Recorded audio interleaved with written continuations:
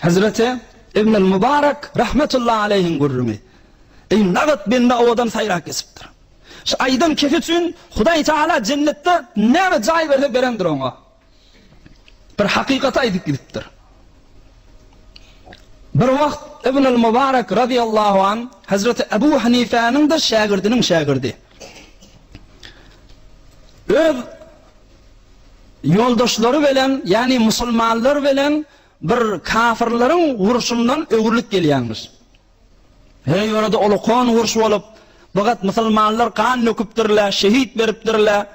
Hulasa uluqon vuruşdan ögürlüp ivine vurup gelýänmişdikler. Şol yol boyun İbn-i Mübarek radiyallahu anh aýdypdyr: "Ey yoldaşlarım" dipdir. "Bugün ne kadar zahmete gallyk Hudaý yoluna, din yoluna" dipdir. "Sogap barsyn alandyrsy" dipdir. Ola aýdypdyrlar: "İnşallah sogap barsyn alandyrsy" dipdir. "Onda ey yoldaşlarım" dipdir. "Aya men size bir sogaby köküzmäýinmi? Şunkun eden işimizden de sogaby kän" dipdir. "Bir amali aýdaýyn, şunkun jihadymyzdan da sogaby kän" dipdir. Vay ayt ey İbn-i Mübarek dipdirler. Kur'an-ı hadise yetigi adam, peygamberin sözüne yetigi adam. Sen gawrak bilýändirin ayt dipdirler. Ola aýdypdyr: "Qala rajulun mutaaffifun zu aila qama min al-layl فنظر إلى سبيانه نياما متكشفين فسترهم وغطاهم بثوبه فعمله أفضل مما نحن فيه." سبحان الله. Hay ýöne izdivaç etmän, özünde oğul gyzy öndürmän ýören adamlara ýok da bu fazilet. Bir adam, rajulun mutaaffifun zu aila, bir jowan, bir insan, zinan oglan uşakly, zu aila, hanawatdar, qama min al-layl, gece yarı turya, gürye zinanatiyati, oğul gyziyati döwründe, oglancıklary toğlanyp gidipdirler, bir raga üstünde düşök ýok. Patuzy aýrylypdyr. فنظر إلى سبيانه نياما متكشفين. Gürye çağıcıklar üşüyüp titrep ýaty. Ohum şonna feseterahum ve gattahum bi thawbi. Patuzygyny alypdy janam üşüýme dip şoň üstüne örtýär. Fa amaluhu afdalu mimma nahnu fih. Şu gece yarı oglancıklarynyň üstünde patu örtdi. Şoň sogaby, şoň kun bizim jihadymyzdan ne känna dipdir. Subhanallah. Ey bu derece näme? Zinandan şoň egin maşyny gözleýän, çaýsuny gözleýän, harjyny gözleýän. Bunun himmeti ibadet diýip ýazylypdy osaňa. Çağa gije ýary ýatara goýanak, gije ýary enatan turýa, düktor meritçiligi ba, düktor harjy ba. Bunlaryň himmeti ibadet diýip ýazylýar. O da näçe ibadetler? Kafir bilen kılıç gurangdan soňa kän diýip ýazylypdy. Bir alim adamyň sözü. Hatta bir adamyň günahı kän bolsa, Hudaý Teala şu oğul gyzynyň zähmetlerini köpeldir, şol adamyň gunahyny ýuwmak üçin diýär. Peýgamberimiziň sözü Arabiýatyny okyp wagtyny almaýyn. Bir adamyň gunahy kän bolsa, oğlan uşagynyň kynçylygyny kän edip, merizliýe, aga boftada çağaty bolýa, işim ýok, başga haraçlary köpelýä, şu kynçylyklar kän edip, ýanky adamyň gunahlaryny ýuwýar dipdir. Hatta ey musulmanlar walla, eşden alyň şu gurrumy. Bir tofor günahla va, bir tofor günahla va, fakat öz oğul gyzyna hyzmat etmeklik şu günahlar ýuwup aýyrýar. Başga da günahny ýuwmaýar. Mescide gelýän, juma gitýän, aýt namaz günah ýuwýar, klas tefsirli günah ýuwýar. Amma hiç biri şu günahlar ýuwup bilmeýär. Fakat zinana olan uşağa hyzmatla va, bir kynçylykla va, şola sen günahlaryň ýuwýar diýipdir Peýgamberimiz aýtýanmynda. Biz izdivac etmede şu kadar ha peydala va musulmanla valla. Bu mundan ne kän peydala va, biz Hudaýyň we peýgamberiň söýýän zady bir adamyň izdivac edipde zinanaly we oğul gyzly bolup, oglan uşakly bolup. Ondan soňra Peýgamberimiz sallallahu aleyhi we sellemiň öz sifarişi mübarek hadisi okuýmakam bir öwüsi işleňiz minnetdar boljak. Taşardan gelýän Cay tapman durmasın, din dünýäňe dabat bolsun. Hudaý Taala hemmeňizi jennetden jay bersin inşallah. Bismillah.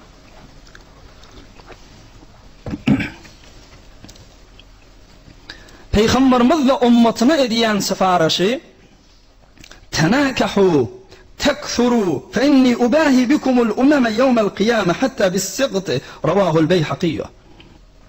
تناكحوا يكيل ما ديبتر ازدواج edin nikah edin diptir toy tutun diptir zinanı berdan tekthuru ohumda köpelin diptir çağılı olun oğlun uşaklı olun diptir.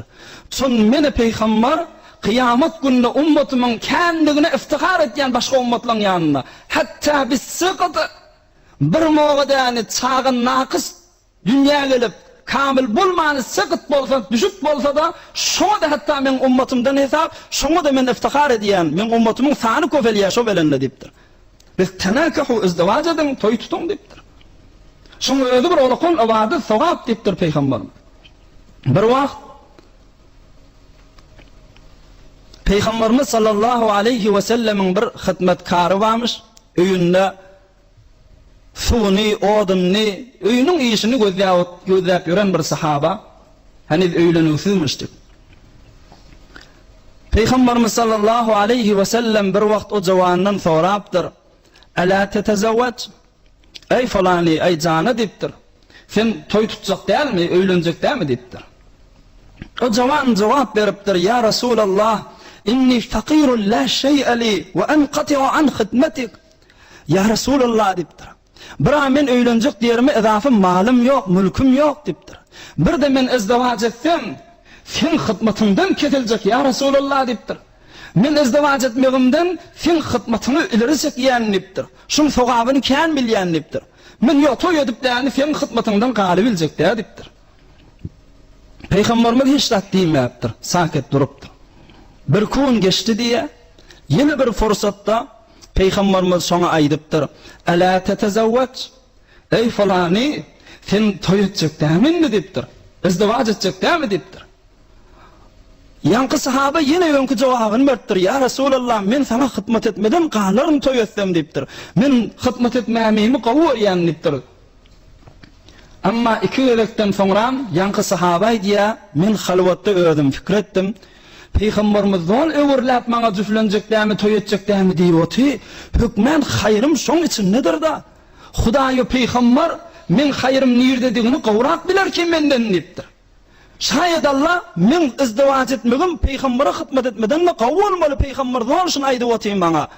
Ay inni menden sorasa men jogabyny bolýa diýeň, jogap musbat bereýin dipdir.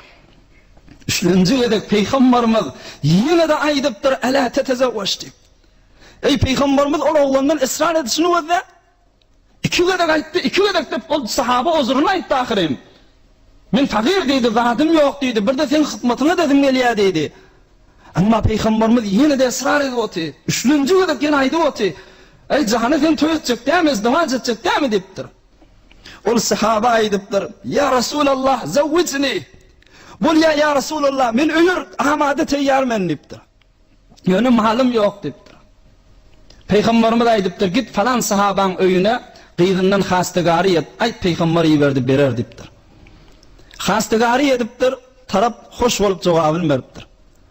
Peygamberimiz sahabalaryna aýdypdyr, şu gyzyň mehriyeti üçin ijma'u ahikum waznan wa'tin min zahabin. Hurman şäniginiň agramy aljak bir gyzyl üýşürelim bu doganmyda dipdir. Mehriyet edip berer, galynyny berer dipdir. Sahabalar her kim öz başardygyndan üýşürip şu mykdar maly beripdirler. Oham izdiwaj edip öýüne götüripdir. Peygamberimiz aýdypdyr, "Awlim, bir toy jagal tut sen maňa" dipdir. Oham ýene bir sahabalar bir daýaw bolup, daýaw çykyp, öýde öýünden bir dawar getirip, onu öldürüp, on etini asyp, nahar edip däni, bir döwrak taşyna däni sadaka edip toy edipdirler. Peygamberimiz sallallahu aleyhi ve sellem nagat ısrar etti o jawandan öýlenjekdämi dip. Ol aýtdy, ya Resulullah, men sana hyzmat edýän idi. Peygamberimiz näme diýdi? Ýene de izdiwaj et diýdi.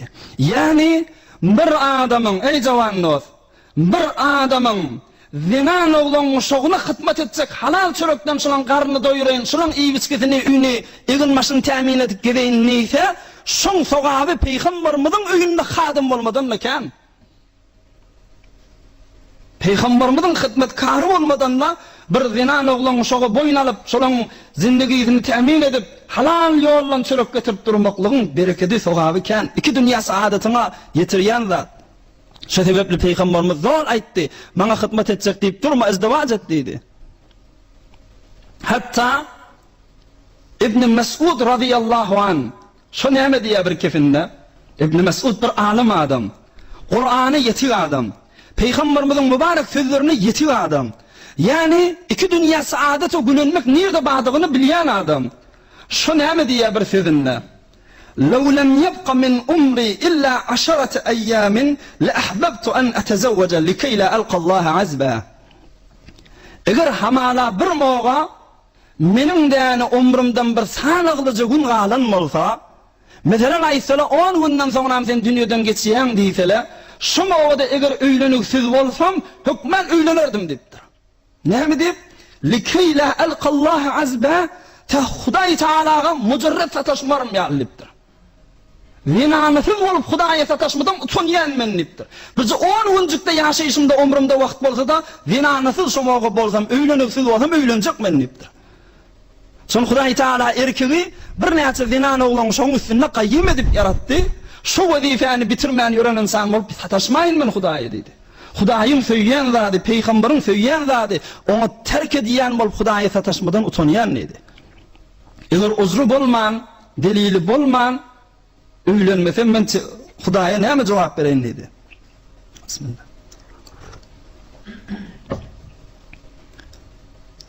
Şu nikahyň izdivac etmen ki mutaassifana şu zamanada şu fikirli köfelye, şu fikirli köfelipdir. Hem qyýd oglanlarda, hem oglanlarda hanif izdivac etmeliler, dir izdivac etmeli. Ýerden toy tutmak iştiwa. Toy tutman, nikah etmen, näme peýdalary bardygynyň habary ýok bolup şu söz aýdýan bolmady. Bolmasa Hudaý we peýgamber fakat sifariş edip, fakat tafsirik edipdir ummatına. Tenakahu, nikahlanın, düflenin deyipdir. Hükmen hayır bereket içinde yoktur mu? Hükmen madır. Görün nikahlan peydasından, inki nikahdan, izdivaz etmeden, asli maksat, evlad öğrenmek. Nesil insanın nesli udağı etmek. Evlad bolya, bir insandan, bir oğlan zinanadan evlat bolma bilen nagat Hudaýa gurbat tapya, nagat Hudaýa garşy ýakynlanýa. O näzire ýakynlanşy? İlk evvelin Hudaýa gurbat tapyp evlat bolmada sogap tapmaň, şoň Hudaýyň öýüni hoş edýän. Hudaý Taala insanlaryň nesli kesilmeli, mungaraz bolmaly diýipdir. Ta kıyamet için insan bolup durmaz. Ve ne kadar Kur'an'da şu ovadan mutahilleri evuk geldi. Şu Hudaýyň şu buyruğu bitireyin deyip de Hudaýyň rezayetini islesem näçe kadam öwe düşýän. Çağı bolmak bilen, owlat bolmak bilen öwe düşýän. Ondan soňram da rahmetel lil alamin kıyamet gün elimizden tutup şefaat edecek adam hemmemiz gözümüz şoňa tikotif. Eger şu bizi kabul etmese Hudaý hiç mowga kabul edecek değil. Hazreti Serwer Serdar Jahan Peygamberimiz sallallahu aleyhi ve sellem aya şoň hoşlugy ýokmy musulman adamyň çagasy bolmada. Tenakahu tekthuru nikahlanın çaga köfeldiň diýdi Peygamber. Sen çaga bolmagyň bilen Peygamberimiz hoş bolýar. Hazreti Ömer radıyallahu anh hemmemiz Ömer radıyallahu anh'ı gowurýar. Ve şunu gowurşmy diýýär, Hulafai Raşidini gowurýar. Tamamy sahabeler gowurýar. Ve gowurýan bolsak şolaň ýygyna düşmek bilen wezifämiz. Ömer radıyallahu anh näme diýär? Ma atazawwaju illa li ajli al-walad. Min jüflenýänim, nikah edýänim fakat çaga köfeltmek üçin diýipdir. Bilýäňizmi Hazreti Ömer radıyallahu anh dünýeden geçýänçe 9 zinany bilen izdivac edipdir. Yani 4'ten geçirmeni kafir wagtynda musulman bolmadyk zinanalaryny talak berenleri bilen ya dünýeden geçip ya hulasa her delili 4'ten geçirmeni izdivac eden zinanalar 9 zinana. Umar radıyallahu anh näme diýmişdik? Men zinany şüzre izdiwaç etmegim fakat oglan şok göbeljek bolýan diýipdir. Allah'ını ve peygamber hoş edecek bolýan diýipdir.